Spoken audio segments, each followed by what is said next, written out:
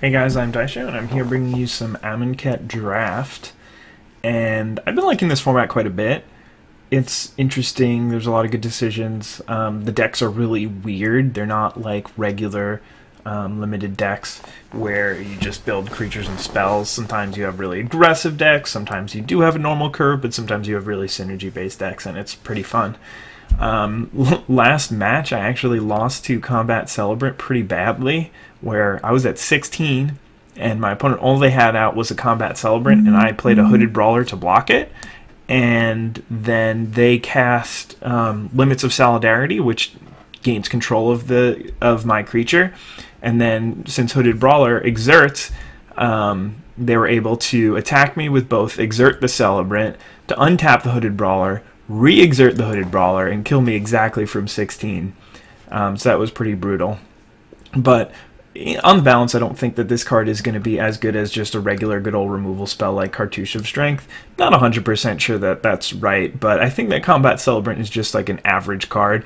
I don't think it's crazy. I think 4-1 is a really bad place to be with all of the removal or the -1/-1 counters flying around, so I don't really love that. Anyway, the next pick is actually a pretty tough one. I don't think that I want to go with Bitterblade Warrior, even though I do like this card. It's good to stay on color, but I think that the off-color choices are much better in Oketra's Monument and Unwavering Initiate. I'm really not sure which one's better, though. I also like Tawcrop Elite a lot, but I think I like Initiate better, so... And I like Cartouche of Strength a lot in a green-white deck, so I think that I should stray a little bit, but and I think I should be okay. I don't think I want to take the Monument. I do really like this card. I think it's great, but I don't know if it's at its best in green-white. That's not to say that I'll have to end up in green-white if I take a second pick Monument, but I think I'll go with the Unwavering Initiate for now. Okay, if I had stayed the course and taken either the Colossipede or the Bitterblade Warrior, I might be tempted to take this Weaver of Currents here, which is just a really strong card in the green-blue ramp deck. But as it stands, I think I want to just take another Cartouche of Strength. Again, this card is very, very good. A lot of people are saying it's either the best or the second best common in the entire set. So it's definitely something that I'm interested in picking up early, and I mean, I'm happy to play as many of these as possible.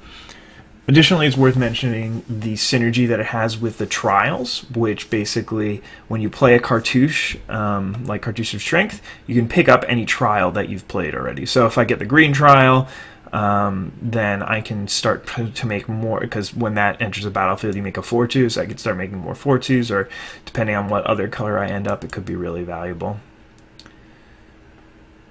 Alright, so if I'm going to be in white, then I probably want this Unwavering Initiate, even though I'm only taking 3 drops. If I still want to stay open, I could take the Hooded Brawler, but I do like Unwavering Initiate a lot, and I already have another one, so it's not like I would really... I mean, it's not really like staying too much on color by taking the Hooded Brawler, because I'm already leaning towards green-white. So I think I'm just going to go for it here. There's an argument that Unwavering Initiate doesn't play too well with Cartouche of Strength because all you get up to is 3 toughness. You'd rather have like a 2-3 or even a 2-4 like those who serve to fight with the Cartouche, but hopefully I'll have other big creatures in my deck that I can use that with. Okay, this is a pretty interesting pick. I really like Naga Vitalist, but I don't think it's at its best in green-white. And Synchronized Strike, on the other hand, I think is very good in green-white, and I think is a really strong combat trick, especially because green-white tends to have at least a few aggressive exert creatures. So that could be a really interesting combination. I think for now I'm just going to go with the Naga Vitalist. This leaves me open to picking up more 4-drops if those come around, and this format tends to be pretty heavy on 4-drops, and I want to be playing bigger creatures anyway.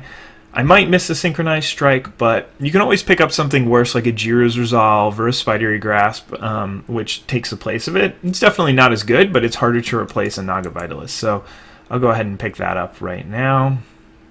Okay, another Weaver of Currents is really a pretty big signal that green-blue as an archetype is open, but since I've already put the down payment and picked up a couple of Unwavering Initiates, I think I'll be happy and pick up the third one. And I really don't have a limit on how many of these I'll play basically as many as I can get of these. This is just a very strong creature in the fact that it's a solid rate on both the front end and the back end. So I'm really just happy to keep picking these guys up and see where it takes me. Alright, this pack is not quite as good as previous packs. There's a couple of options for me, so I can pick up this Ronus's Monument, which I think is very good with Unwavering Initiate, and also really good with Cartouche Strength. But so there's not too much detracting me from taking that, considering Initiate's Companion is not really an ideal 2-drop. Anointer Priest isn't something that I'm too interested in playing, especially in an aggressive deck.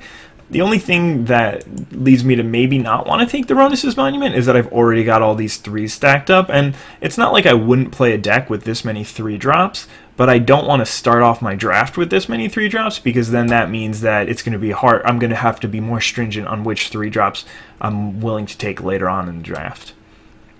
That being said, I think it's okay to take it now. I like Stinging Shot a little bit better than Giant Spider. They do similar things, but I like the fact that I can cycle the Stinging Shot, and I like being able to reach out and kill a flyer as opposed to just being able to block it until they can remove my blocker. So I'm going to go ahead and pick that for now. So I already have Ronus's Monument, and they actually do not play well together. I once built a sealed deck and did not realize that this was a legendary artifact, and then once I played my second copy of it, I felt very silly. Jir's Resolve is a really good combat trick, but I like just having a big creature at the top, especially considering I've already got a Naga Vitalist, so I'm going to go ahead and pick up the Colossopede. Bitterblade Warrior coming back around is really good for me. This is exactly the kind of 2-drop that I want in this green-white aggressive deck. First of all, it works okay with Cartouche Strength because you can play it and kill most of the 3-drops in the format, or most of the 2-drops in the format.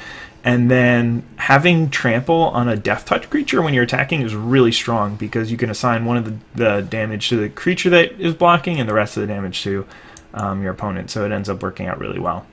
I love that I was able to pick up this Jir's Resolve late. Nothing here that I want to play. Hazel Pollen is a sideboard card. I wouldn't say it's a good sideboard card, but it's actually pretty funny. In the last couple of packs, you were able to see a lot of Slitherblades and Honed Kopeshes.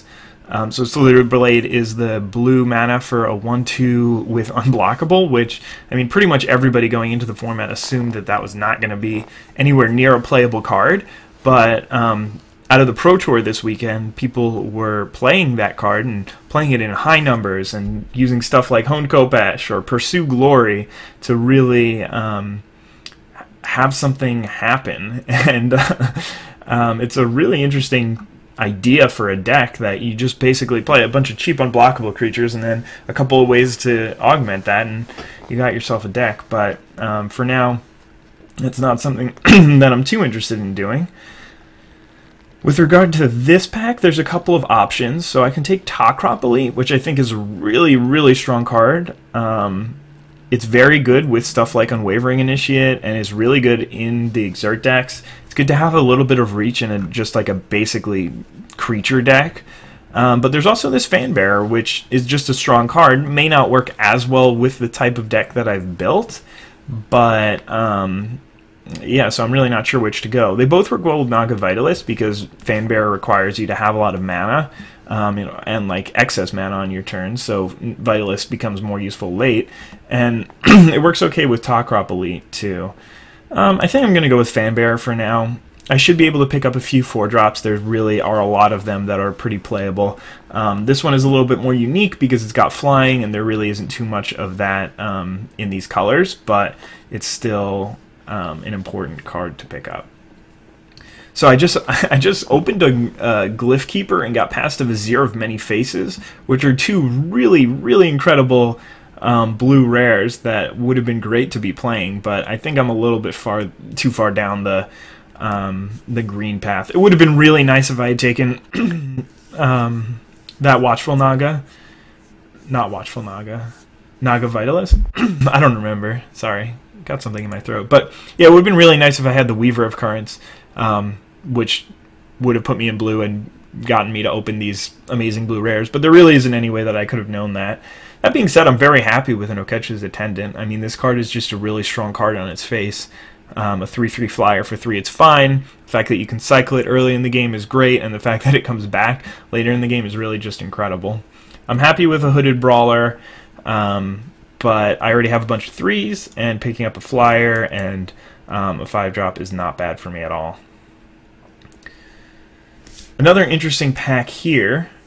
So we've got Shafet Monitor, which I like a good amount. You can basically just play it as a 6/5, which is a giant creature, or if you really need to, you can cycle it a little bit earlier in the game. And then I've got 3 other good options in Bitterblade Warrior as a nice 2-drop, and you really do need a lot of 2-drops in this deck, and I don't have very many as of yet. And a second Fanbearer, or a 4th Unwavering Initiate. So I'm definitely not exactly sure where I want to be going. I think I have enough Unwavering Initiates for now. It's not that I wouldn't play more, but I'm actually leaning towards the Bitterblade Warrior. It might be a little bit too early to start sacrificing power level for mana curve, but I don't know. I'm feeling like this is the pick for some reason. Definitely could be a pretty big mistake, especially if I end up with enough 2-drops, but I think that a big way that my deck ends up being really bad is if I don't have enough 2-drops. So I'm going to go ahead and take the Bitterblade Warrior, noting that the other cards in the pack are much better cards. But I think that for just curve considerations, you really do need a lot of 2-drops in order to make this a strong deck. I could take Manglehorn to bring it in out of the sideboard, or Giant Spider. I think I'll just take Manglehorn. Supply Caravan is not really something I'm interested in, especially because I've already got a couple of 5-drops that are much better. So I'll take a Manglehorn, but I'm not interested in playing it in the main deck. Really nothing in the pack for me. Which is really sad considering that the prior pack had so many good cards for my deck. I'll take a Greater Sandworm. I definitely don't mind playing it. If I get some more ramp, that'll be great. If not, I can always cycle it. It's just a strong card, I think. And I'm not always happy to play it, but often happy to play it. Sparring Mummy is a card that I don't love, but ends up working out okay if you get a lot of Exert. Not that I have that much of it. In fact, I have Reverse Exert with these Unwavering Initiates, but you need cards to fill out your curve, so it's not the end of the world here. Another pack that is close to being good for me, and that there's Pouncing Cheetah, which is just not quite so good. Charioteer, which is a really strong card in red-green, but I almost never find myself in red-green for whatever reason. And then a Manglehorn, which is also just a medium sideboard card. I guess I'll take the Pouncing Cheetah here. It is a green creature for Ronus's Monument, which is nice, but I don't know. There's another Weaver of Currents. Man, those are really flying around the table. I'll take it here. I don't think that there's really much of a chance that I end up in these colors, in green-blue. But like if the Glyph Keeper comes back around or whatever, then I'll take it. That doesn't seem very likely, but again, there really aren't any cards in my colors here. I'll take the card that is technically on color, but it's really not. I'll take another Pouncing Cheetah. Not really something that I'm too interested in, but it is a card on my colors, and I mean, I'm not too worried about this deck. It's going to have enough cards to have a playable deck, but it isn't great for me as of yet, because I'm really missing a lot of stuff. I'm missing a few 2-drops, I'm missing some good 4-drops, and really just power level stuff. I mean, there's nothing that I'm doing in these games that is going to be so strong. It's mostly just, okay, I'll play a couple of creatures and have a couple of weird ways to augment them and maybe a couple of ways to get around blockers, but really nothing crazy going on. Cradle of the Accursed is an interesting card. In general, I don't like to play it, but if you're playing one of those decks that has a lot of mana sinks in it, and you really sort of want to play a 16th land, but you don't technically need, you sort of want to play a 17th land, but you don't technically need the extra color fixing, then it's not too bad to have this as a 17th land, because it sort of does the job of a land, and then it can actually, you can use it to cast your spells if you have the other colors, but it definitely comes with a cost. So I don't love the card, and I don't love playing it, but there have been a couple of decks where I had enough cycling that I felt like I can get to the colors that I needed, but I just wanted another land to help me out in the late game, and then in those situations it ends up working out pretty well. I'm way more tempted to play it in a black-white deck that has a lot of good mummy synergies, but that is not looking... I mean, that's not what this deck is going to be going for. So, I mean, I have a lot of solid cards with this deck, but it's just nothing really stands out as a super efficient card or really effective card in any way. So, right now I'm not too excited. I'm hoping to open up like an Angel of Sanctions or something like that and maybe pick up a Gustwalker and, I don't know, another Bitterblade Warrior, and even an on-crop Champion would be pretty nice, the green-white 4/4 for 4, which it's always nice to be able to pick up those gold cards when you choose a two-color combination. And I think that the two colors that have been pretty open. But I think that green-blue was really my opportunity here to have like a broken deck. But I mean, part of that has to do with the cards that I managed to open and get past. Okay, so this is really unfortunate. There's literally two cards in my colors here, and neither of them are are very good. A Sparring Mummy it's not something that I'm looking for. It's something that I'll maybe play. But to play two of them in a deck would mean that my deck is really not where I want it to be. I think I'm still going to take it because there's not really much else. I could maybe take a final reward and pick up an Evolving Wilds and try and splash it. But I don't have anything like that yet. Kefnet the Mindful is maybe a powerful card, but not even such a powerful card that I would be so excited to take it. For instance, if I were in blue-black right now, I would definitely be taking the final reward or maybe the Trial of Ambition. Depending on how many other cartouches I have. But either way, for now, I'm just going to take this Sparring Mummy and be very, very upset about it. But the next pick, I will pick up this Oketra the True and be very, very happy about it. My deck is definitely shaping up to be one that's going to have a lot of creatures in it, so Oketra is really strong, and in a long game, Oketra takes over because you can just keep pumping out tokens, so this is really almost the perfect card for the deck. I mean, anytime you pick up a on-color mythic rare, it tends to work out pretty well for you. So it's sad to be passing this Bitterblade Warrior and the second Fan Bearer, but for now I'll be happy with Oketra the True. Okay, so here we have Devoted Cropmate, which can help pick up one of these Bitterblade Warriors or Fan Bearers that dies, which isn't bad. I think it's a little better than the Unwavering Initiate for now. And I'll go ahead and pick that up. I do really like that card. I'm hoping to pick up a couple more 2-drops because they really are important in a deck like this. And that being said, I mentioned before that I don't like Trusty Initiate's Companion very much, and I like Unwavering Initiate a lot, but again, we're talking about the curve, and this is the problem that I had earlier.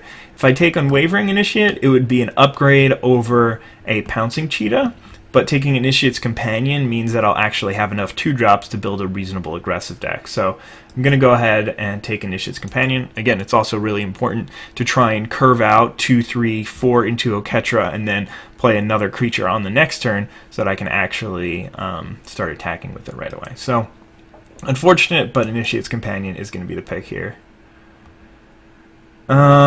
Alright, I mean, I think that at this point I'll take the Unwavering Initiate over the Companion, hoping to pick up 1 or 2 more 2-drops, but I really don't want to play 2 of these. It's just such a liability in matchups where your opponents can kill your 2-drops, and I'll be happy to put the Cheetah in the sideboard for now. Cartouche Strength is a great pickup. I definitely wanted some more removal. I don't have giant creatures like I was hoping. I really ended up with a lot of these awkward creatures to put a cartouche on, but it shouldn't be the end of the world here. Okay, so I've got options here. I could take the Evolving Wilds, which I think would be good in my deck just because it's really good in any 2-color deck, or I could take the second Greatest Sandworm. I think I'm going to go with the Evolving Wilds here. I have enough cards in my deck to technically have a deck. I don't really want to play 2 Stinging Shots, so I'm hoping to pick up 1 more card. And this is good in a long game, but I don't think I really want 2 in a deck without too much ramp. There's only this Naga Vitalist to get me up there, and I guess this Ronus's Monument as well. So I'll be happy with a Evolving Wilds. Wow. I mean, then there's this pack that's got 3 cards that I would actually put in my deck right now. I'm going to go ahead and take the True Heart Duelist. I like this card, I think, a lot more than other people do, but it's just such a solid card. It provides you so much insurance against the really fast decks, where it, on the front side, will trade with a creature and protect your life total a little bit, especially if they're attacking you with 2 creatures, and then you can get it back the next turn. So it really does, again, provide you with a lot of insurance against those super aggressive decks. So I like that card quite a bit. The other card that I could have played in this deck tabled, so that's nice. I don't know if I'll end up putting that in my main, probably not.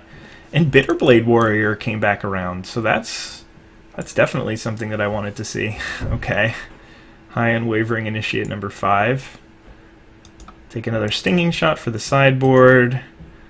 And the Initiate's Companion came back around too. I think I'll take that over the Grasping Dunes. Alright, so we ended up in a place that looks pretty solid for us. Definitely a 17 land deck, because I have all of these Unwavering Initiates. I have the Oketra's Attendant, I have Greater Sandworm, and I have Oketra the True. So just a lot of ways to use my mana.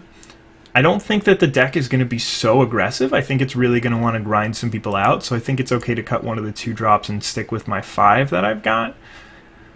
And then I'll also cut a Sparring Mummy. It's unfortunate to cut a 4-drop with a Naga Vitalist, but this deck really doesn't want to play Sparring Mummy. It only untaps the Bitterblade Warriors, and I guess in the late game it can untap something, but it really is not doing exactly what I want. And it looks like we're going to want an even split here of 8 and 8, so that should be good. And this is the deck that I've got. I think it's pretty solid. I got the power level card that I wanted in Oketra, and pretty much all of my cards have some solid value. I don't have a good way of just like reaching out and getting rid of something giant. Like, I have Fanbearer that can kill something, but other than that I can't kill anything bigger than what I've got, or because all I have are these cartouches. Ronus's Monument does help a bit with the cartouches, to be honest. But yeah, we'll see how this deck does. I think it's okay though, and definitely excited to play. So I'll see you guys in the first round. Hey guys, I am here for round number 2, and it looks like I'm on the play here, and I've got a really solid hand. I've got my Naga Vitalist, which will help ramp out my 5-drops, and I have an Unwavering Initiate, so I know that I'll have a turn 3 play. So yeah, I'm pretty happy about this. Definitely a good start for a deck that's not really doing broken things, which is kind of funny because that's sort of how I started talking about this format, was earlier when I was making the video, or when I was recording the draft portion.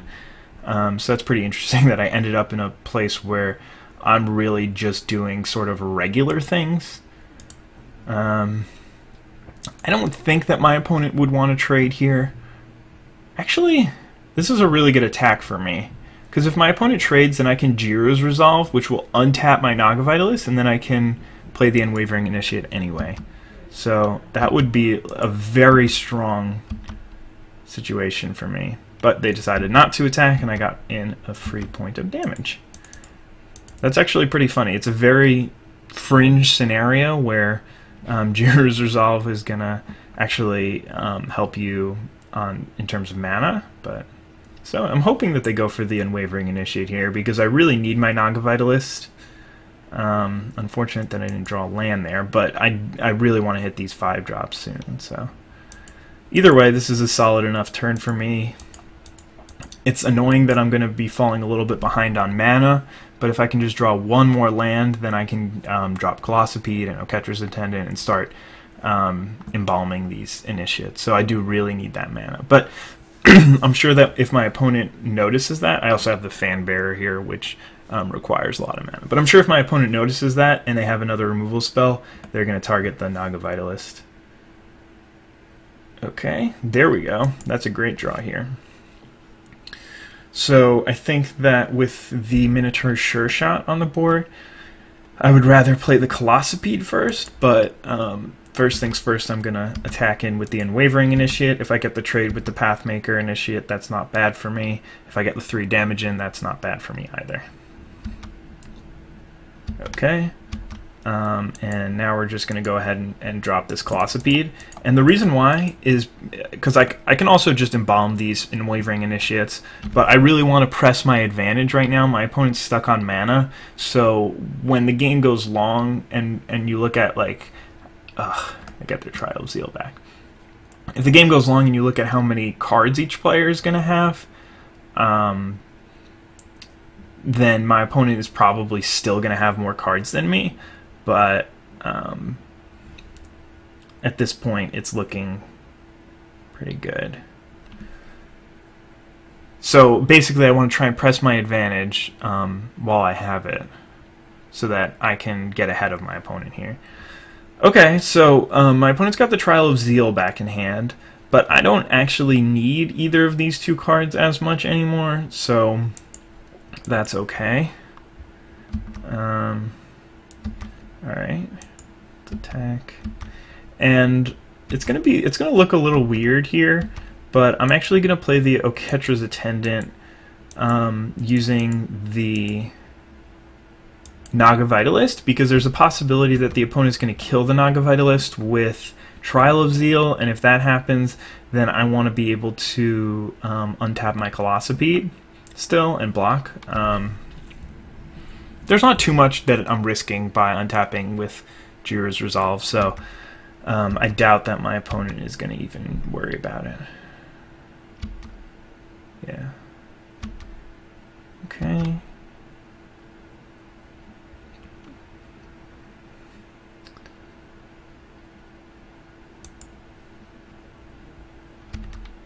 So, unfortunately, I just have to use the Jira's Resolve here to get through the Wasteland Scorpion. I don't have another good way of doing so, and I need to keep attacking with Colossipede, but I have the mana to do so, so it's not a big deal. And I can still use my mana this turn, and now it doesn't matter as much to tap out the Naga Vitalist because I don't have any other plays. I mean, I could have just held up the Fanbearer and just played the Unwavering Initiate, but I don't think that's quite as good of a play in this scenario. Okay, let's see what we draw here. Just a forest. So I've got a couple of options here. I don't really just want to attack my Colossipede into these 2, so I can Fanbearer on this turn and tap this down. It's probably just the right play. I think that I don't know how many more chances I'm going to get to have good attacks. So trying to push through a ton of damage right now seems good. So this is going to be hitting them for 11. And I still get to go ahead and cast this Unwavering Initiate from my graveyard.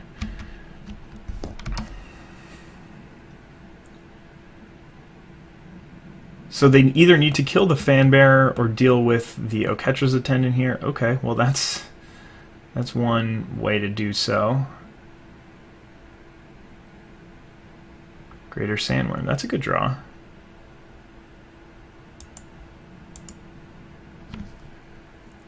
I mean, if I just attack with everything here, then my opponent gains 8 life back up to 11.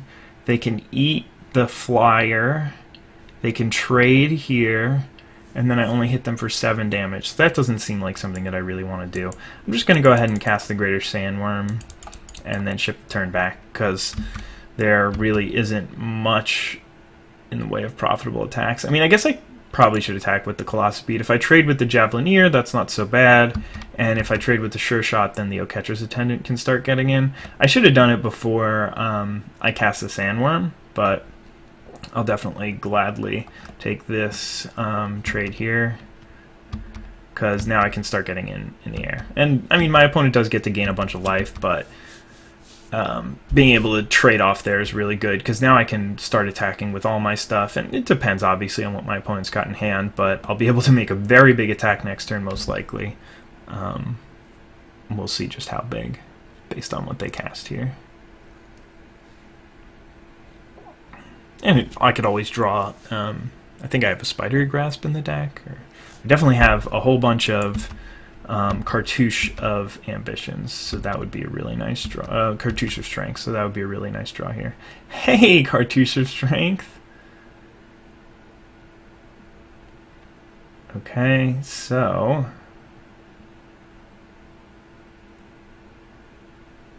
I can Cartouche of Strength fight this, and then just attack with these 3. My other option, I don't really have another good option in terms of cartouching. I think I will do that, because also if they just block Sandworm, then they're probably dead. No, they're probably not dead, but they're not in good shape. That's absolutely for sure.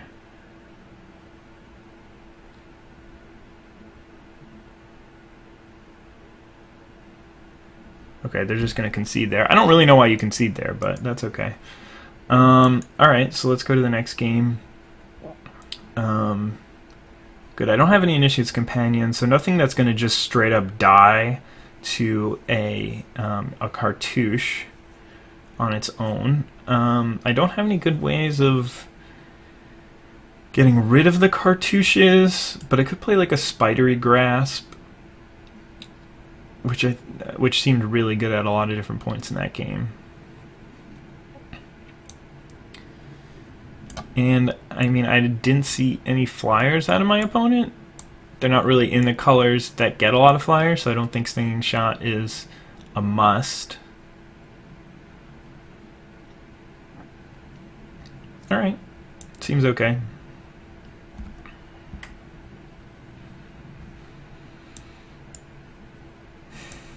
Not a great deck, or not a great hand here. I have Oketra, and I'm on the draw, but I don't have a 2-drop, which is sad. I'll probably just cycle the Jiro's Resolve, depending on what I draw here, but okay, there's a good start for the opponent. That's definitely a strong one. Hopefully I'll be able to just green cartouche it to death without too much trouble. And no play for my opponent is good for me. Maybe they were hoping to cycle something and snipe something, but I'm okay if they're not. Again, they have no play here. Okay, so I'll go ahead and just play this True Heart Duelist and the Evolving Wilds, getting myself a forest. So we'll see what the opponent does. They'll probably... Oh, they didn't have anything to cycle on Instep. That's very weird, actually. Trial of Ambition. Okay, that's fine. Makes me not want to play the Oketra right away.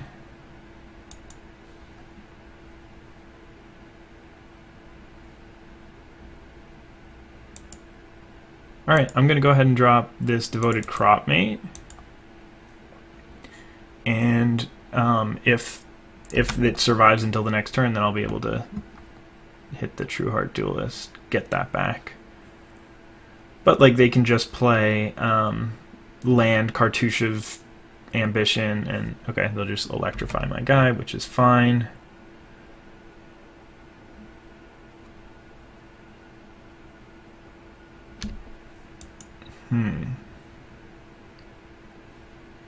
Alright, well, I'll keep playing my creatures out, I guess. And next turn I can for sure play a 3-drop, and so I can play True Heart Duelist from the graveyard and Cartouche of Strength this if my opponent taps out again. So that'll be good to just get that off the board. Okay. So they didn't tap out, so I don't really want to do something like that at this point. So I think I'm just going to play the Monument and the Duelist, because then I can feel a lot safer about using a Cartouche with the Ruthless Sniper on board. This is just a really scary card to be casting a fight spell into.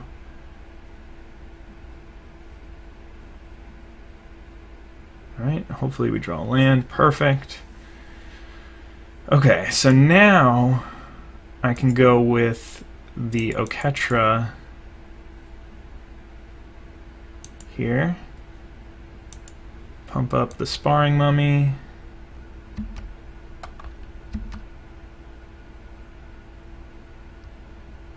And honestly, I'm not sure what I'm supposed to be fighting, but I think I want to attack. I doubt my opponent's going to make any blocks, so I just get in for the damage here. If I fight this, then my opponent can put a -1/-1 counter on it, but that's not so bad. Yeah, I think I'm actually just going to kill the Minotaur for now.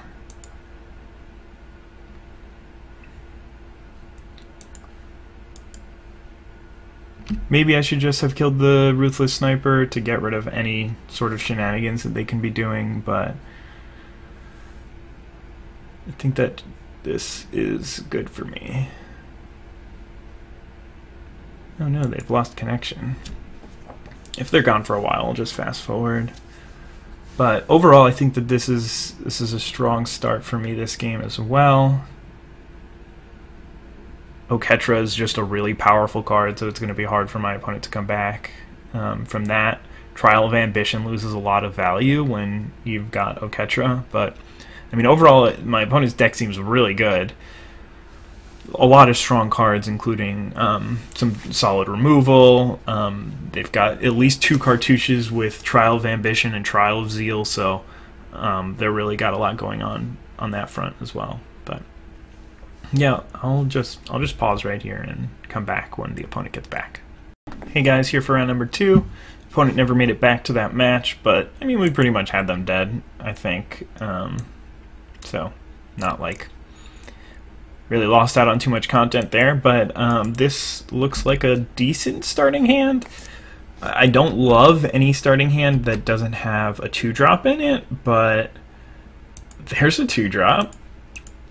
I was going to say that I don't mind the fact that I can start getting on the board on turn 3 with my Unwavering Initiates, and that looks pretty solid to start off here. So I could kill that with a Cartouche of Strength, but I don't think it's worth it. I'll go for the attack, but I'd say it's like 95% chance that my opponent blocks. Anointer Priest is just not something that they really care about dying, because they can just bring it back from the graveyard, plus it's going to be a zombie that way, and they're in black-white, so definitely something that the opponent isn't too concerned with making happen. I'm still going to attack with both here. If they want to run some weird block, then they can do so, but yeah, that's probably just what they're going to be doing here. Unfortunately, I don't have another land, but I can still get on the battlefield here with an Unwavering Initiate again. And we're looking okay. Not like this is a perfect situation. I would much rather be hitting my land drops, and that way I can get up to the Oketra's Attendant and start flying over. I'd like to be pushing damage through early in the game, because my deck really is just doing a lot of streamlined fair stuff, where my opponent's deck might be doing a little bit more like zombie related stuff. So not exactly what I want to see, but again, this is really the problem with my deck that I noted at the beginning, which is that it doesn't do much in the way of unfair things. All I'm doing is just attacking straight into my opponent and hoping that it works out. So for now, I'm just going to be able to go ahead and attack with this Unwavering Initiate. I can use the Cartouche to trade off with the Anointer Priest so that I can make an attack with both, but that is a really, really aggressive use of the Cartouche, and at this point, I would rather just trade off the Unwavering Initiate and then hope to get it back in a couple of turns. Unburden. Okay. I guess I should cycle Stinging Shot. If I draw like if I get like an Unwavering Initiate off of it, then that's better. And I mean, maybe there's a chance that I really want my Colossipede, but I think I want the Cartouche of Strength a little bit more at this point. But that was a really good turn for Unburden. I mean, we're not at the point of the game yet where my opponent is going to be... Ugh, this is so unfortunate. We're not at the point of the game yet where Unburden, where I can just like kill my opponent on this turn. so Unburden isn't exactly something perfect. But I think I'm just going to go ahead and drop the Oketra's Attendant into play here. I'll attack first, but at least I have a lot of gas in my graveyard still. So Unburden isn't as good as it normally would be against an opponent with only 3 cards in hand, but this is definitely not the end of the world. I'm starting to get on the board here. Playing Oketra's Attendant means that there's a chance that I can start getting in the air. Maybe I can fight their next play with the Attendant. Even if I don't, then I can probably still attack with the Bitterblade Warrior and the Attendant, so that'll look okay. Cast Out looks pretty solid here. So now I have to be a little bit careful. If I just attack with the Trueheart Duelist, then Doom Dissenter will get to trade. So in fact, I don't think I want to make any attack here. Even just trading the Bitterblade Warrior for the front half of those 2 cards is not appealing to me. So I'm going to go ahead and just drop the Unwavering Initiate into play, and I'll keep the land in my hand. There's a good chance that my opponent's playing Miasmic Mummy, so I definitely don't really want that to happen. I mean, I could have played the Cartouche Strength here and fought this and then attacked with both, which wouldn't have been the... like, that could have been a viable option, but I think that for now we should just keep at it. Alright, so we might be getting to the point where it's worth using Cartouche of Strength. I think so. I think I'm actually just going to cast it here.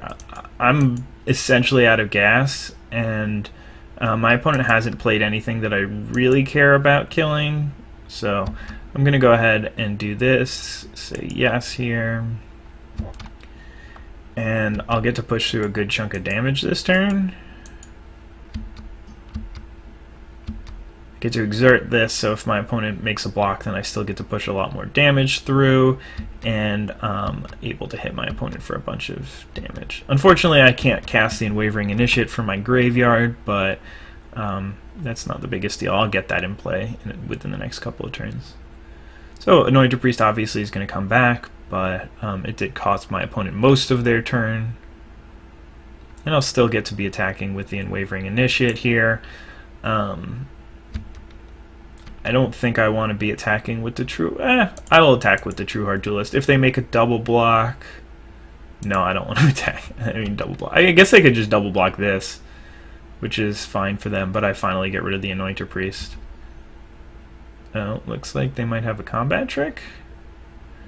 Interesting. It's just a very strange play in my mind. They could have just double blocked and then not had to use a combat trick. But like right now, if I have a combat trick, then they're in pretty big trouble. But I don't have anything, so they are all set. So my opponent has done a really good job of stabilizing the board. Their deck is probably going to be better than mine in the late game. I don't have anything crazy to do as the game goes along, so that's less than ideal. My opponent's going to be able to start generating value off of their Anointer Priest. Especially they have this Cradle of the Accursed, so they can still sack that. They used the Prepare to Fight from the graveyard to get rid of my larger creature. But I think that a big reason why I feel like I'm losing this game is because my opponent has played a lot of 2-for-1s. I mean, so have I, but I haven't really traded them off profitably for the most part. So, alright, and there's a final reward. So now my opponent's going to be able to start hitting me down. And did they? Yeah, they attacked with everything. That's an okay draw. I really need something like Greater Sandworm here. Which will allow me to just drop a large threat onto the board that my opponent can't deal with. They're going to be able to use the Binding Mummy to tap this down, gain a life. So they're still at a really healthy life total. Their board is way, way bigger than mine at this point. And I am still... I guess we're both at the point where we're top decking now. Nobody has anything in their graveyard. Fanbearer is not a great draw, but it's not the worst draw. It does hold off the 1-power creatures, and it also will start tapping down a two drop next turn. So there's Bone Picker, which is interesting to note, especially because maybe I want to leave in a Stinging Shot. But alright, so let's pass the turn back, and I'm gonna obviously tap down the Bone Picker, but definitely don't have very long for this game. Okay, that's fine.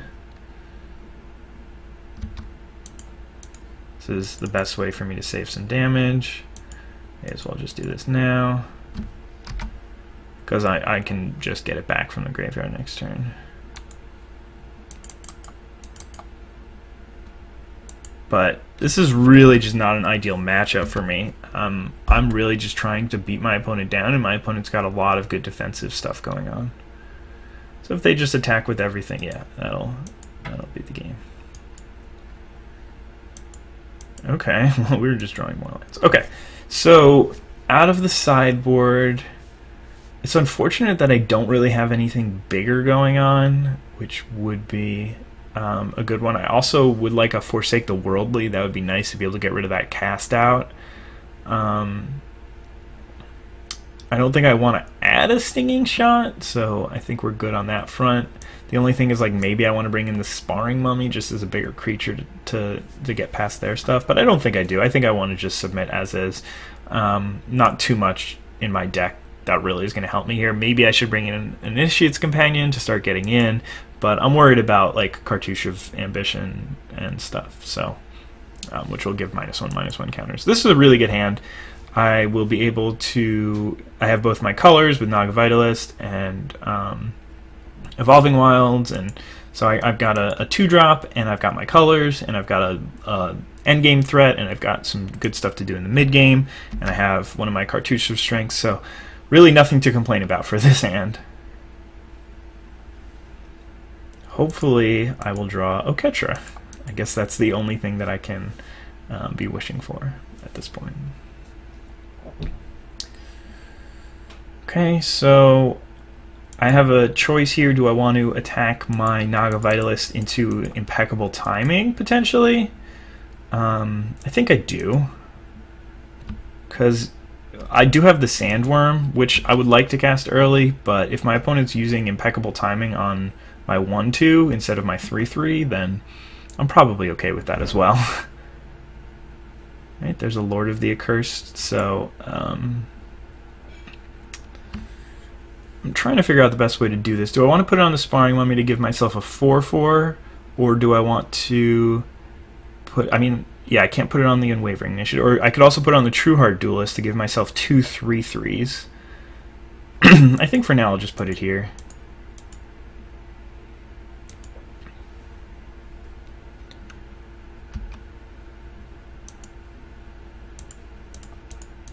And this is exactly the type of draw that I wanted against this opponent, where I can really put them on the back foot from the very beginning.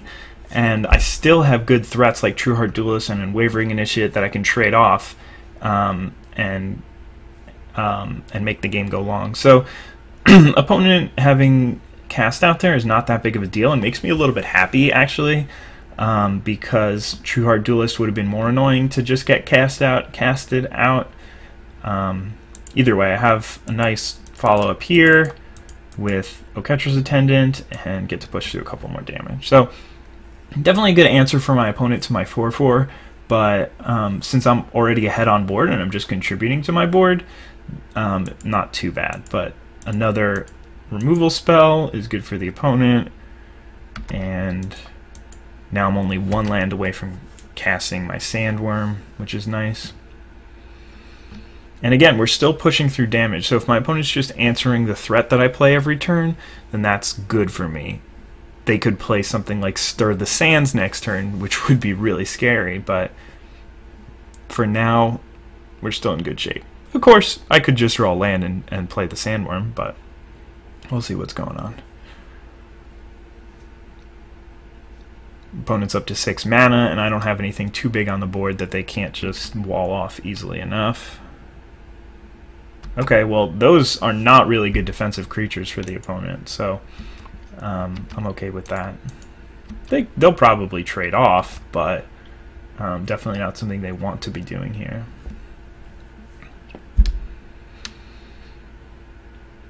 So it's very interesting that my opponent wanted to trade for the Trueheart Duelist instead of the Unwavering Initiate. Not exactly sure why, but it was also good for my opponent that they didn't take that 3 damage there. I don't think that they could have really predicted that I was going to be playing Greater Sandworm, but this turn. But if they were at 7 and they didn't have any 2-drops, then that would be a lot worse for them than this current situation. Alright, so that's a start. That's exactly what I wanted to draw.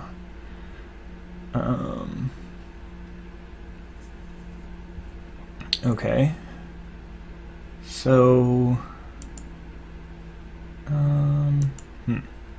So I can fight the Naga Vitalist with the Bone Picker and hope that my opponent doesn't have a green combat trick, but that would be really unlikely because they're splashing green. So I can fight, I can use a cartouche to fight here. I don't want to fight here because then I lose my guy. I don't really care about the Naga Vitalist. I obviously don't want to fight the Death Toucher with the Greater Sandworm.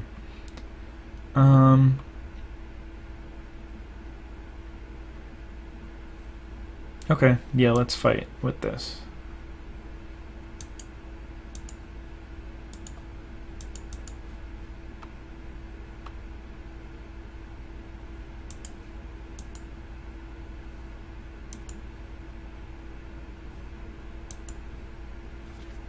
And I still get to use my Trueheart Duelist this turn.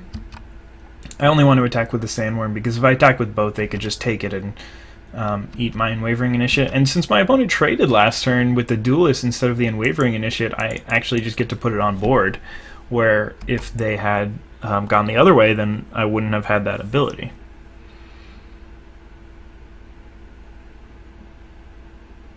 Okay, so now they've got to cycle the Unburden because they don't have, I don't have any cards in hand and they're way behind on board. But if they just find one answer to Greater Sandworm, then all of a sudden that zombie with the cartouche on it is really starting to look like a solid brick wall. Okay, I think I'm just going to attack with everything here. Not really much my opponent can have to stop the Greater Sandworm, so they're going to have to block there. And then if the board was just these two, then I think it would be good to attack with everything. So I'm going to make that attack.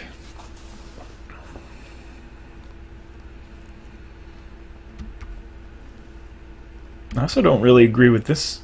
I guess it's not so bad to not take the 2 damage here.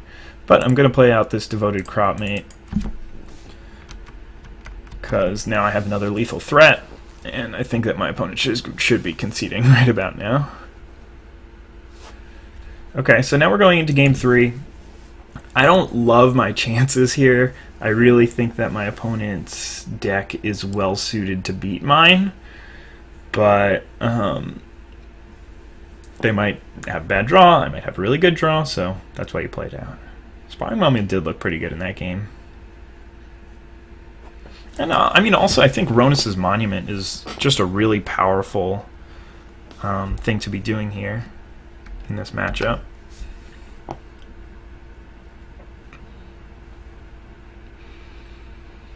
If I can get it early on, start attacking.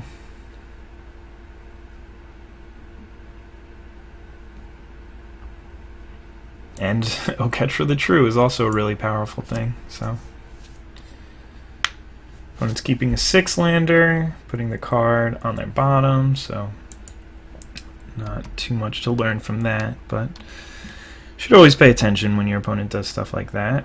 So starting on green and Cradle of the Accursed is really interesting because my opponent was mainly a white-black deck and they were just splashing green. So I don't know if they're just trying to play tricks and they have the planes or something like that, but definitely interesting here. Alright, I'm going to cycle this Stinging Shot. Well, should I? I mean, I guess I'm not really interested in drawing anything in particular in the next couple of turns, so I'm just going to hold off. I have everything that I need for now.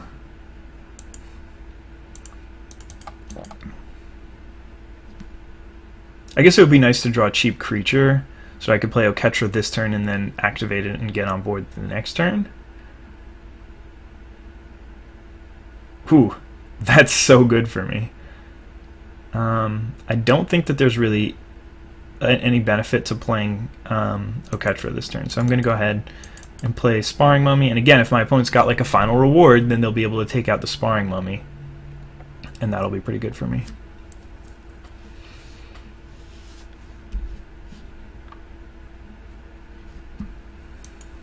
And I ended up keeping the Stinging Shot, so I'll be able to take down the Tawkrop Elite if they go ahead and try and make a double block here. Even so, I'd rather have Stinging Shot.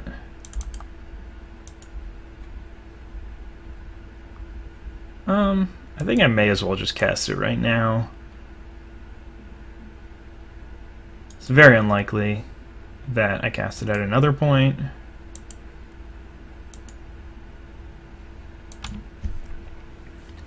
And I'd rather not, like, if my opponent draws a swamp, I'd rather not give them the free Bone Picker on their turn. If they have a pump spell to save it for the turn, then they can get in some damage with it. There are a few reasons for me to not particularly want to wait on killing the Tawkrop Elite.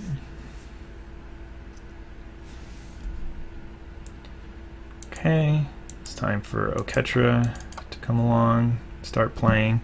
Still can't attack or block, but that should change fairly quickly, considering that next turn I can play an Unwavering Initiate and I can start pumping out soldier tokens, warrior tokens, I guess.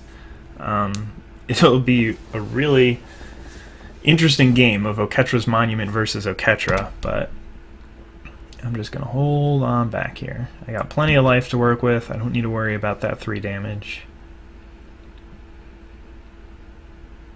Okay, there's a Fan Bearer, which will make it less fun, but... And now I think I will attack with everything here. My opponent can make some blocks, but nothing that'll be too sad for me. Push through 6 damage there, that's pretty good. And even if they can lock down my Oketra with Fanbearer, we're still looking pretty good, because I can start pumping out 2 tokens a turn starting next turn. Of course, my opponent just got their black mana online, and they have Final Reward in their deck, so it might be short-lived for Oketra the True here. But I think I'll be able to win the game before they, if all they have is next turn playing a Final Reward.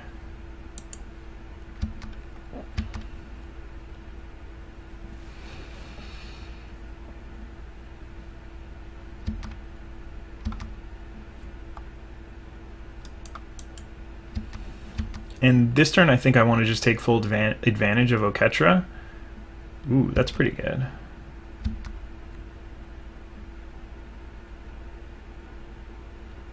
It's really weird. Why would you block that over this?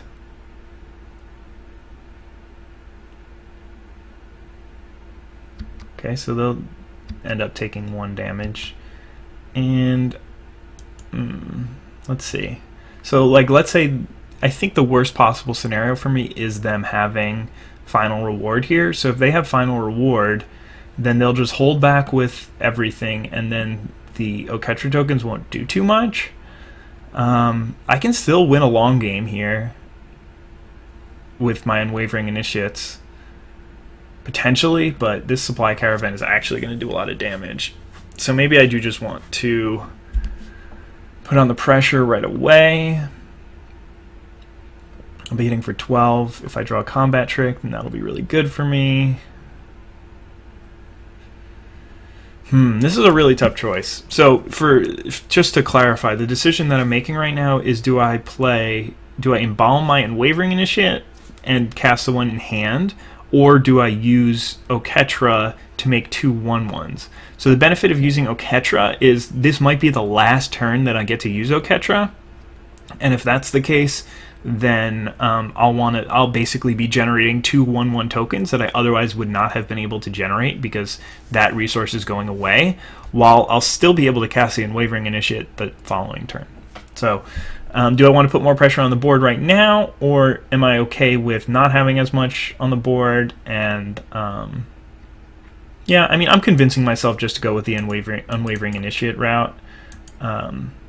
I really want to just put pressure on the board right away, and even if I don't draw a spell next turn, I'm probably going to lose one of these Unwavering Initiates in combat, so we'll see what the opponent's got here, but I expect a final reward.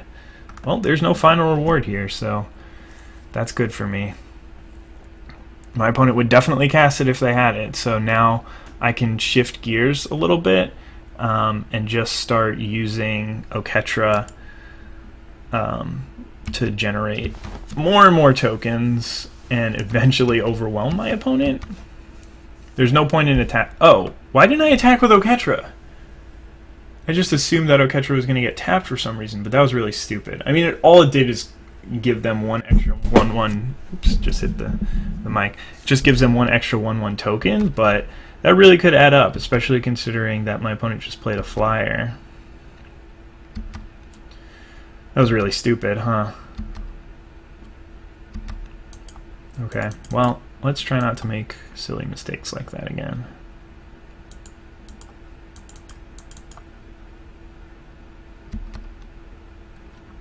Voted Cropmate. That's not really doing me much here. I may as well play it, but not perfect.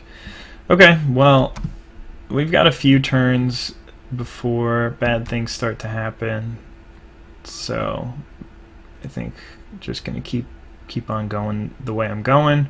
Hopefully I'll be able to draw like a way to get rid of the supply caravan. Not really sure what that is, but I'm definitely gonna start getting beaten down in the air. I mean, I guess I could just draw a way to get rid of Bone Picker. I don't think I have any way to pump up the tokens, so that's not ideal. Okay, Cartouche of Strength is definitely good here. I think I just want to put it on Oketra, because if I put it on anything else, it'll just die. So I may as well put it here. It's not like I'll get to use it, but it does mean that my opponent has to be more worried about tapping down my creatures.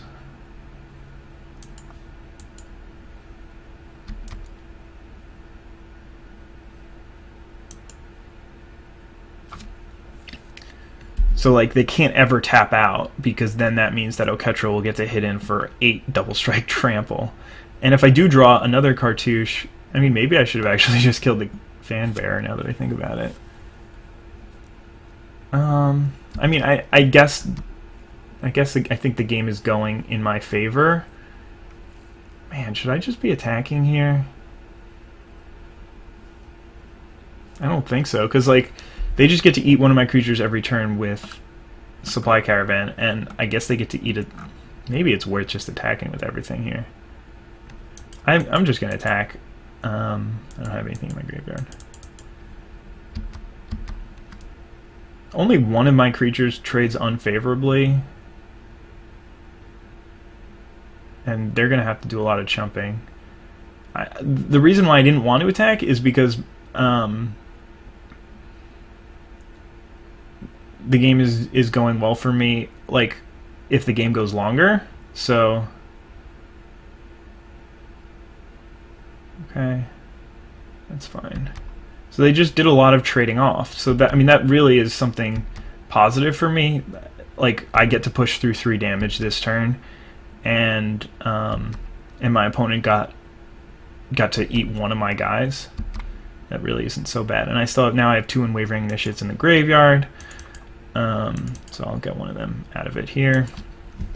And because it looks like my argument before for using up my mana with Oketra is really just because, ooh, that's not great for me. Is mainly because I thought that Oketra was going away, but at this point it looks like Oketra is going to be here for a while. So Jeer's Resolve is interesting. So now I've got 9 mana, so I mean, I may as well. Ooh, I can go to combat and I can untap Oketra and make a big attack. And I can still pump out 2 tokens this turn. That might be worth it. Yeah, I think that's worth it, actually.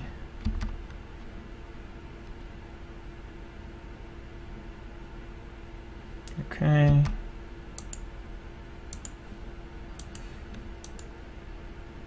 I mean, I don't think that I should be attacking with anything else.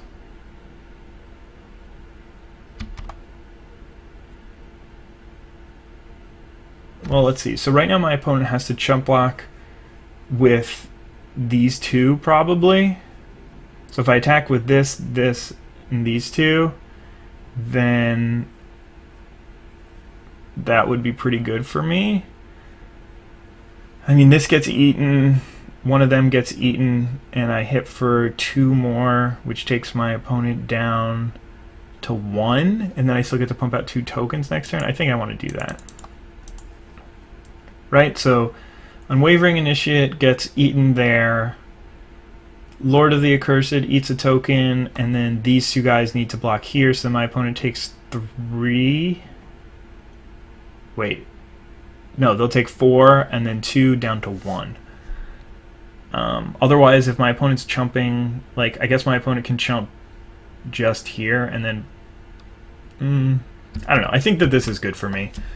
Considering that I have basically an unlimited supply of little attackers, it's pretty good for me. And I don't have to worry about the crackback because... Yeah, I guess that's better for my opponent, but it doesn't really matter. They still go down to 1. And now they need to have... Now basically they just need to have more creatures than me at any point in the game, and I have Oketra. So it's pretty hard to not have more creatures. Okay, well that's pretty good for my opponent. And they can get the Cradle, so they can probably make an attack here for 5. And then maybe I have to... Well, they can't really attack with Lord of the Accursed, because I will just triple block. And they can't attack with Fanbearer, because they need to be tapping down Oketra. Okay, no attacks.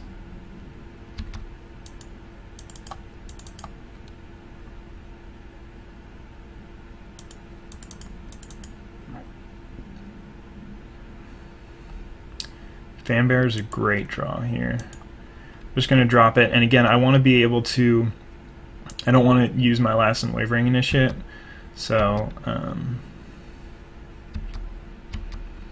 This is good. This is good. I mean, there's some way that I can lose this game, I'm sure. It's still a game, but it's definitely shifting in my favor. Because all I really need to do is tap down my opponent's Fanbearer with my Fanbearer 1 turn, and then Oketra will do the rest of the work.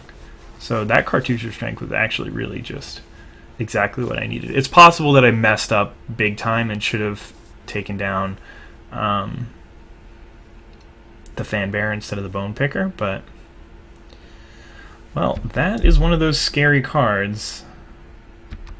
But we'll see what the opponent's going to do here. I mean, they can use the Lord of the Accursed to give these 2 to give those 2 Menace, but it looks like they're not going to bother with that. Okay, so tapping down Fanbearer, that's okay with me. I didn't want to block with that anyway.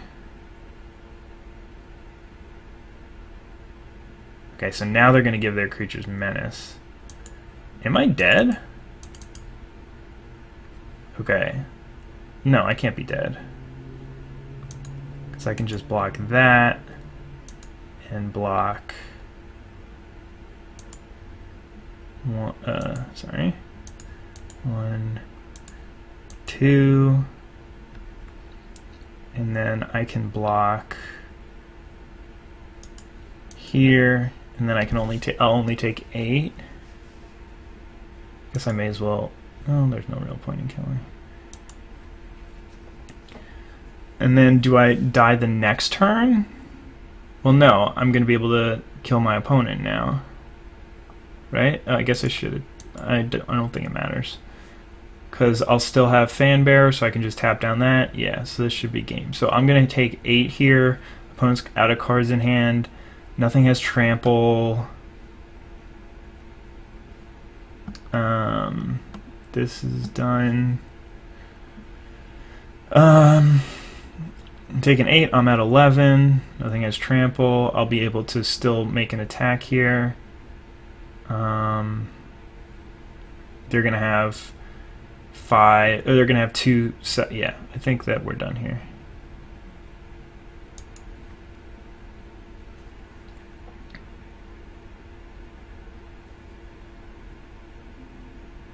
I don't know if my opponent like made a decision or what, but I'm just. Oh no, this has an extra. It doesn't matter. I still have the Fanbearer to attack. Plus, I can't actually use Cartouche, but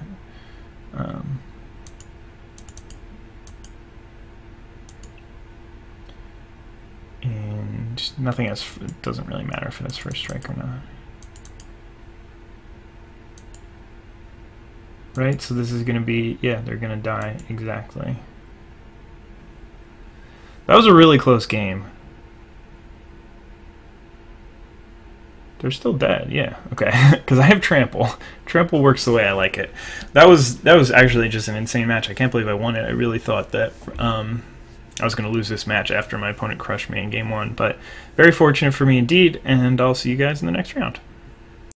Hey guys, got paired for a match right away this time, which is kind of sweet. Won the die roll, which is also really nice, and have a reasonable, though not incredible hand. That's what's basically happened in most of the games, but been going pretty well for me, I have to say.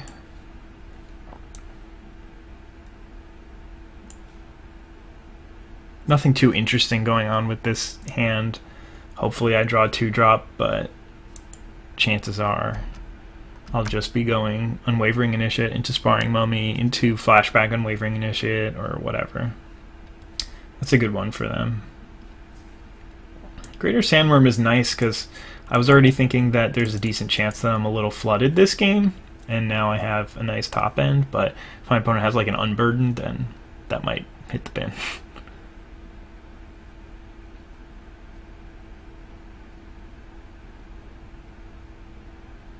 Okay, Quarry Hauler. It's a pretty good play for my opponent. They're going to have quite a strong board within the next couple of turns. Hopefully they'll trade. That'd be nice. But fortunately, I think that some good things are going to happen for me with O'Ketcher's Attendant and Greater Sandworm. And all of my flashback stuff, my Embalm.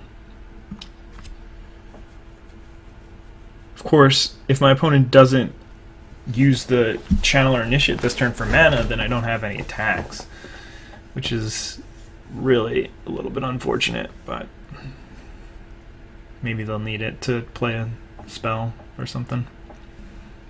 Not that I really want my opponent to be playing a spell. Yeah, I'll block. It's a really weird attack. They might have a pump spell or something, but I don't care. I mean, I'm gonna trade for that pump spell eventually, so.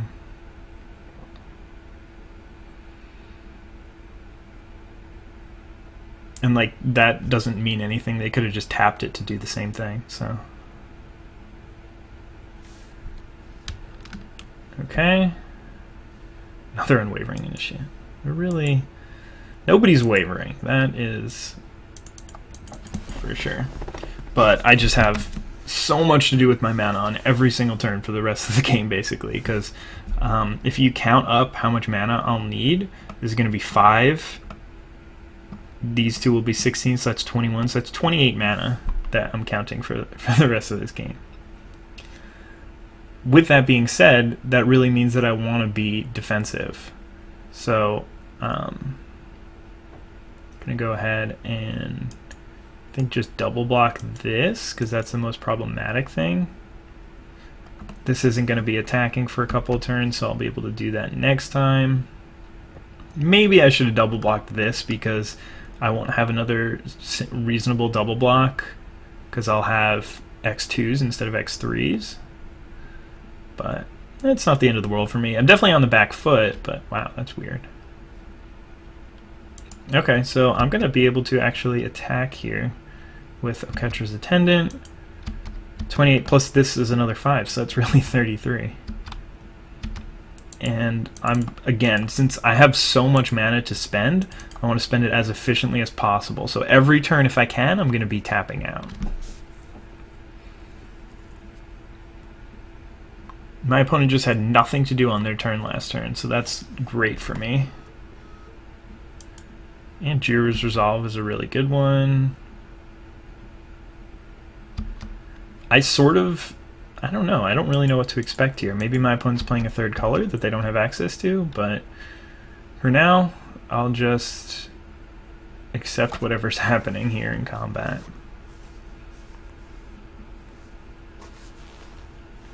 And again, now with Jiru's Resolve plus Unwavering Initiate, I'll be able to spend my mana as I want to. Tapping out every single turn. Okay, they're just taking it. It's a lot of damage to just take.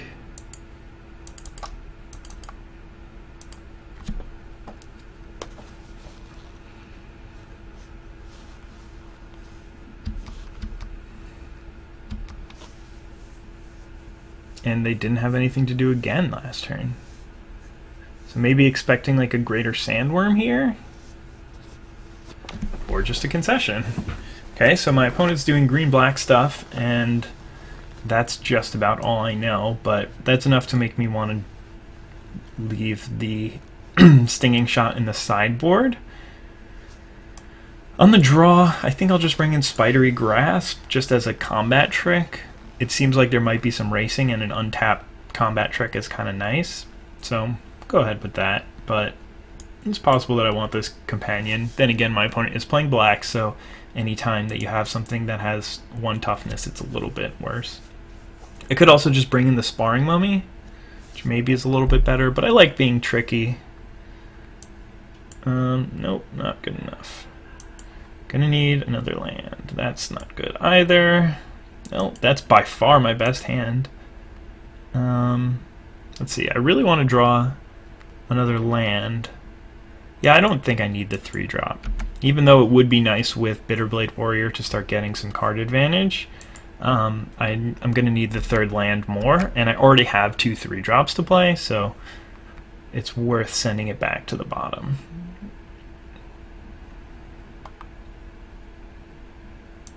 Okay. So I may just have to bank this game on drawing a 3rd land here. That's bad for me.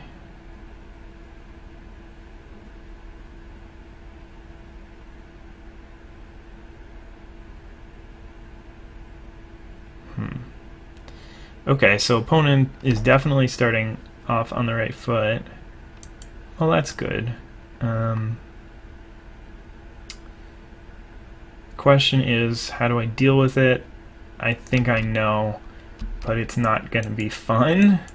I exert this to give it Death Touch, and then post-combat just fight away my opponent's thing, and hope that over the long game I'm going to be able to out-card advantage my opponent. Maybe they'll draw too many lands or something like that, because I'm definitely not winning any races now.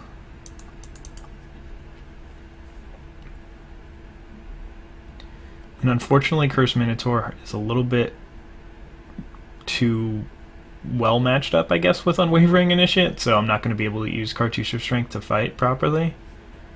And this is definitely something that I need to get rid of, because it's going to start hitting me for a lot of damage. There's a Hooded Brawler, which is also a problem, and a Bitterblade Warrior, which is also a problem. Yeah, I think I'm going to go with Cartouche of Strength, kill the Bitterblade Warrior. Start getting in for some damage. Hopefully they'll trade for the Hooded Brawler, though Actually, yeah, they probably will trade for the Hooded Brawler here. No, that's weird. Because now I can just trade for the Hooded Brawler anyway, and they just took 4 damage because of it. I guess they could have a removal spell. Yeah, that's a good reason why. And then hit me for 6. And then next turn, hit me for even more. So this game is probably not going to... It's probably going to end pretty quickly. Ketra. Yeah, I mean, I can chump next turn, but then the turn after that I'm just going to die no matter what. So I'm just going to... Well, I'm not going to concede. Play another Unwavering Initiate, and then pass the turn, and I'll chump, and maybe my opponent will show me another card. They've already seen 2 Unwavering Initiates from me, so it's not a big deal.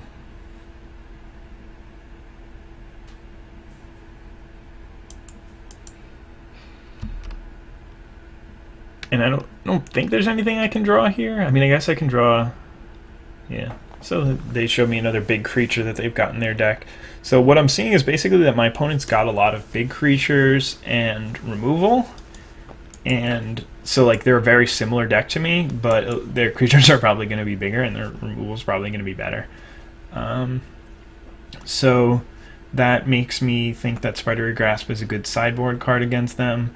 I mean, Honed Kopesh, honestly, is not the worst thing for me in this matchup. But hopefully I'll be able to get something like Oketra online. Either that or just get off to a good start and win the game from there. So not a great hand, but I think it's worth keeping. If I draw any land, I can play Unwavering Initiate on time. If I get really lucky and draw Forest on my first turn, or a True Heart Duelist, then I'll get a 2-drop online. And I have... If not, then I can use Fanbearer to stall for a pretty long time.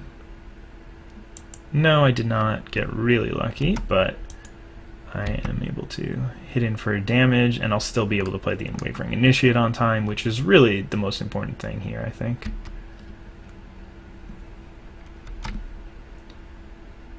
That's good to see. I kind of want to just take this out right now, so my opponent can't get anything good going on.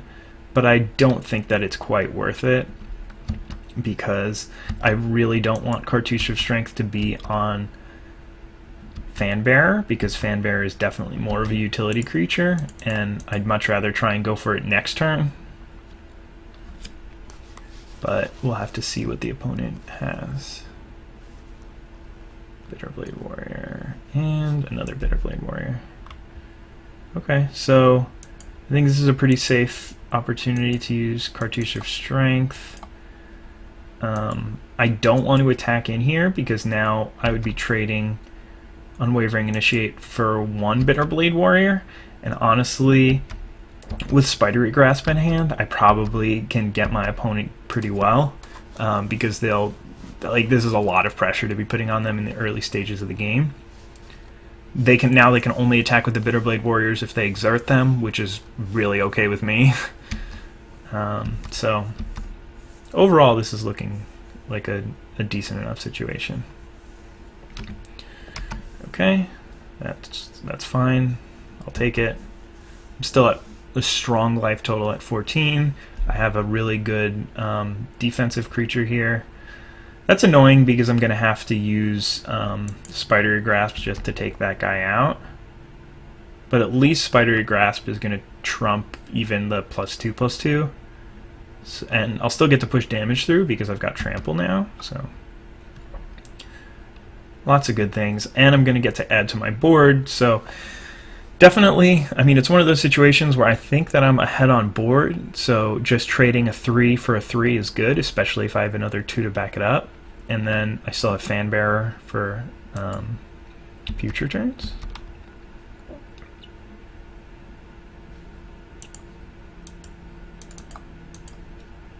And it's really important to keep my Unwavering Initiate alive in this game. It's pretty much the only thing that I've got going for me. Not the only thing, but it's really the most useful thing that I have. There's some consideration to just using Fanbearer to tap down whatever he plays, but if they just have Final Reward here, then that would look really silly. Wander in Depth to get back their 2 creatures. That's okay. It's a good draw.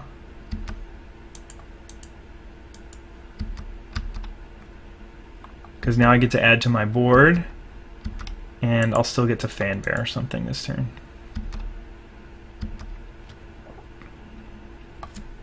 I might cycle Greater Sandworm here, because it might be better to just try and find a spell, because this game probably isn't going to go so long. I'll have to consider. So I know one of the cards in my opponent's hand is Hooded Brawler, but I don't know what the other two are.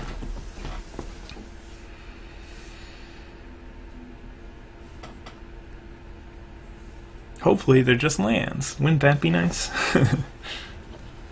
This is another really close game. There's definitely been some crazy games here. I would very much like to win it though. So I guess I can't cycle it this turn. I didn't really speak properly there, because I have to use Fanbearer to tap something down. Well, I don't have to, but I think that would be better. And if I draw a land, then I don't want to cycle Greater Sandworm, because then that means the next turn I'll be able to play it, and I can sort of shift gears at that point and just say, if I get Greater Sandworm on the battlefield, I'll probably win the game. So, okay, lots of mana coming. Splendid Agony. Alright. That means that that's getting tapped down. Just pretty good for my opponent here. So unless I draw like a combat trick here, I think that my opponent's going to be in good shape. Well, that's quite the draw. So back to that whole shifting gears thing. It's not really worth me attacking, because I'd much rather just slow the game down. It's really bad if my opponent has a removal spell for me. I would have much rather gotten the attack in, but even so, my opponent can only attack me for 12 damage this turn, and I'm at 14. So if they have a removal spell, then... I mean, the problem is if they have like a Splendid Agony, and they can take out a Bitterblade Warrior. Colossopede, that's okay.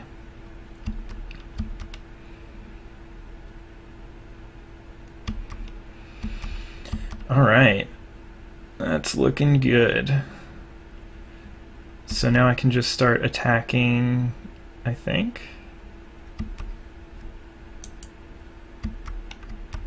I have a little bit of life to work with, and my opponent has much less, and this is going to kill them very quickly.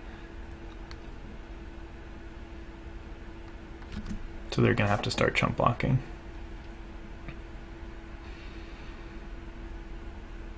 At this point, I'll probably just play Unwavering Initiate and cycle my Greater Sandworm.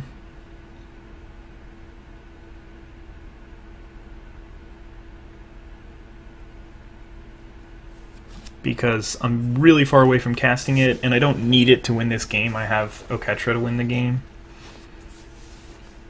And then, of course, once we get to the point where I have enough creatures on board, I can start attacking with my Bitterblade Warriors again. Especially if Oketra has chewed down their board a little bit by then. Of course, I might have to chump block something next turn, but I don't think, well... Yeah, I mean, honestly, it's probably a good move for my opponent to just take the damage here. Not exactly sure what they could have, but... I mean, they could have many things here. Okay, so just powering up the Channeler Initiate a little bit. Get that to a place where it can combat really well with my creatures. And, I mean, they can definitely attack me for more life than I have, but they need to keep stuff back to block. Well, that's a good one. Yep. That's a good play here. And they're going to be able to attack in. If they're attacking with that, they probably have other attacks.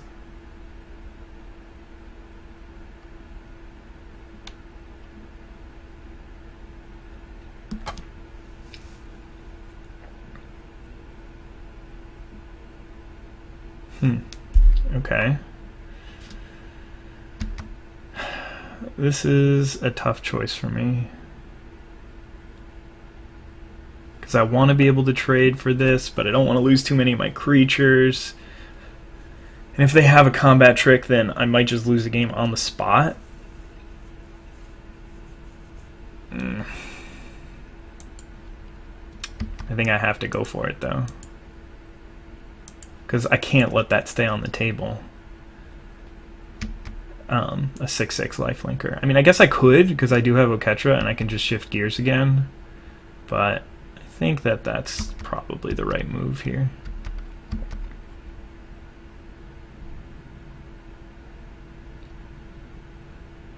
Alright, well that's pretty good for the opponent.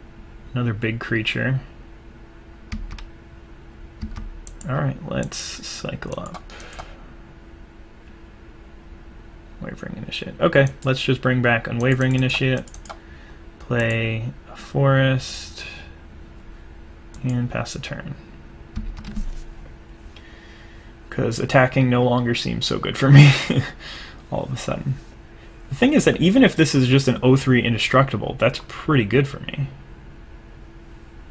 And now that I've drawn another land, I can continue to power out tokens. And I don't think I want to attack with Oketra here. I think I just want to make the game go a little bit longer. Because right now I think that without Oketra, my opponent's board is better than mine. I don't know. They can always just block with Soul Stinger and give the counters to Oketra so that it's an 0/3, which is, again, fine for me, just to have an 0/3 indestructible that can pump out 1/1s whenever it wants. But this just makes it a lot safer for me.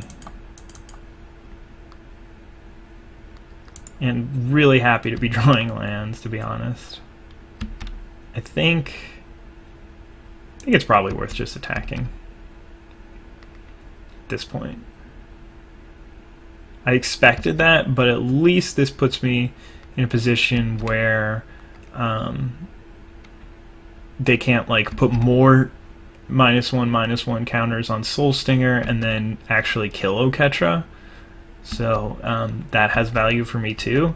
And perhaps, I mean, there's not really, like, actually, yeah, I already lost my Fan Bearer, so there's pretty much nothing that I could draw that would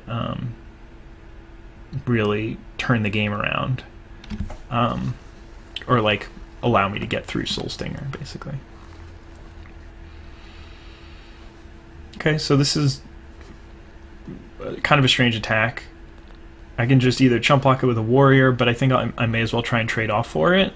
I'm not going to commit too much to a double block or a triple block or anything like that, but just because if my opponent has like supernatural stamina or something like that, then it could be really bad for me. But I'm okay trading the front half of an Unwavering Initiate and a warrior token for supernatural stamina at this point in the game. Or a Spidery Grasp, I mean, either way, it's a very similar trade. Like, something like Spidery Grasp was going to get me anyway. And that's not... I mean, I understand why the opponent does it. They sort of have to, but... Cartouche of Strength. Would have been nice if Oketra was still giant, but at this point, I think I'm going to hold on to it. And just pass the turn. I mean, pretty soon, I guess I can kill the Channeler Initiate and then just start attacking and with my 3/2s and start grinding through my opponent's blockers. In fact, it's possible that I should just be doing that now.